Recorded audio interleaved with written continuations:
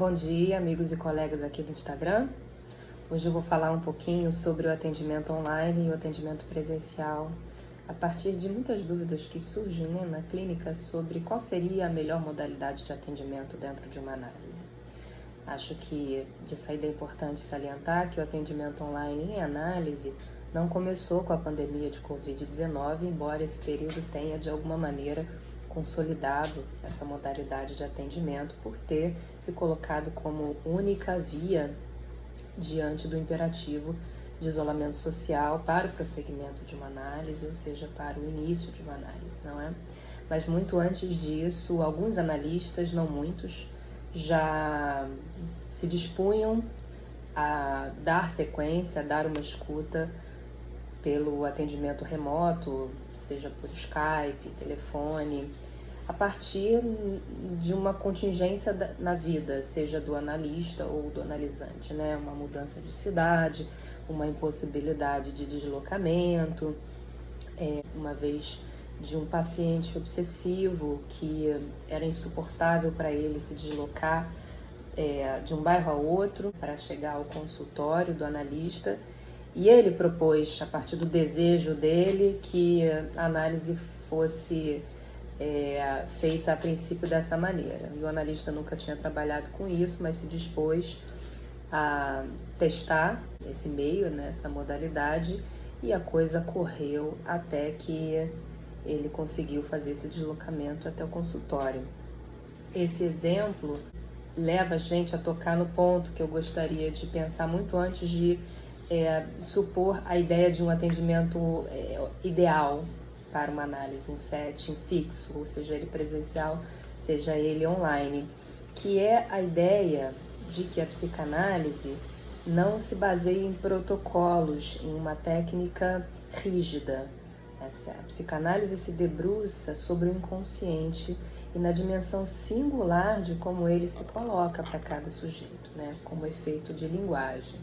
Então, toda análise, seja online, seja presencial, seja por telefone, seja por fax, como já escutei algumas vezes, será necessariamente única, porque ela será uma invenção a partir da ética da psicanálise, que é a ética do desejo. A Denise Maurano lançou um livro recentemente que se chama Elementos da Clínica Psicanalítica, as Implicações do Amor. E ela dedica o último capítulo do livro a pensar as experiências de atendimento online mais recente. E ela fala assim num trecho: creio, aliás, que, quando nos distanciamos de nosso cotidiano, o trabalho psíquico para voltarmos a nos situar parece aproximar-nos mais do estrangeiro que nos habita. Nós nos experimentamos outramente. São excelentes oportunidades para a outra cena, como Freud propôs chamar o inconsciente. Então, Freud, por exemplo, lá no início do século XX, quando ele propõe que os pacientes associem livremente, deitados no divã, ele está criando ali uma configuração, uma organização que permite que o inconsciente emerja de forma assim menos obstruída e que o analista também esteja confortável e possa se colocar disponível para essa escuta do inconsciente. O Lacan vai dizer um pouco mais à frente que o divã, isso no caso da neurose, na psicose é uma outra coisa, mas que o divã ele esvazia a possibilidade de captura imaginária que favorece a sugestão, que é algo que em psicanálise a gente não privilegia.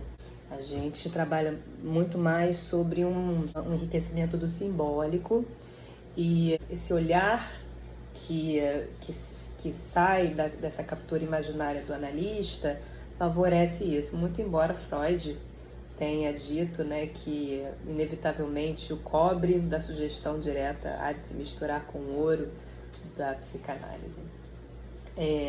Mas sobre isso, existem experiências diversas, não é?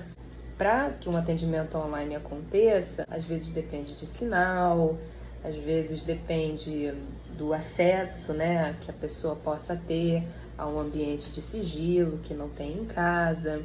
depende da capacidade de manejo de alguma tecnologia, mas também, assim, facilitou bastante o acesso à psicanálise em lugares que talvez não houvessem muitos analistas disponíveis, escolas de psicanálise, o que é importante de se preservar numa análise, seja ela online ou presencial, ou por qualquer outra via de laço e comunicação, é essa dimensão singular e inventiva que a gente às vezes fica muito capturado por um certo marasmo, uma coisa protocolar, psicologizante, mas que, por exemplo, nos ambientes de instituição de saúde mental acontece o tempo todo, esse desafio à invenção. E eu queria concluir com mais uma passagem da Denise nesse livro, que é assim: com efeito, se a orientação ética se preserva, a modificação de alguns aspectos técnicos importantes não compromete o trabalho. Aliás, a manutenção da função ética de uma análise, que é a ética do desejo, o reconhecimento do desejo, é o limite da flexibilização da técnica. Assim, neste momento em que fomos empuxados a assumir nosso trabalho, mediados por recursos tecnológicos inimagináveis em outros tempos, o que estabelece uma modificação técnica importantíssima é fundamental que a função ética própria à psicanálise permaneça inalterada. Então é isso, gente. Seja por atendimento online, seja por atendimento presencial, seja por qualquer outra forma inventiva de produção de laço, no que isto enseja uma retificação subjetiva que não tenha como o sintoma a única via de escoamento pulsional, voltamos a essas invenções, ok? Até o próximo vídeo.